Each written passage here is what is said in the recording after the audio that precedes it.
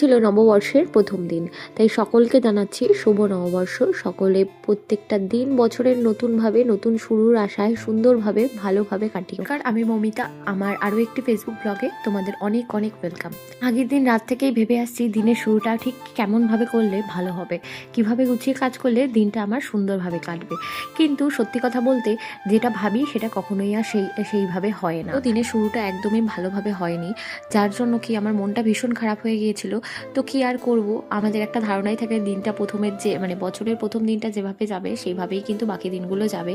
জানি না এটা কতটা সত্যি। বিছানার চাদর নতুন পেতে নিয়ে আমি স্নান সেরে চলে এসেছি পুজো দিতে। এই পুজোটা দিয়ে নিলেই মনে হয় যে অনেকটা কাজ এগিয়ে গেছে এবং মনটাও ভীষণ ভালো হয়ে যায়। আর সেটা যদি বছরের প্রথম দিন হয় তাহলে তো আরোই ভালো হয়। তাই ফুল মিষ্টি দিয়ে ঠাকুরকে বছরের প্রথম দিনটায় পুজো সেরে নিলাম। তো সারাদিন ধরে যেহেতু বাড়িতেই ছিল না, তাহলে তো আরোই কোনো রকম প্ল্যানই ছিল না আগের থেকে।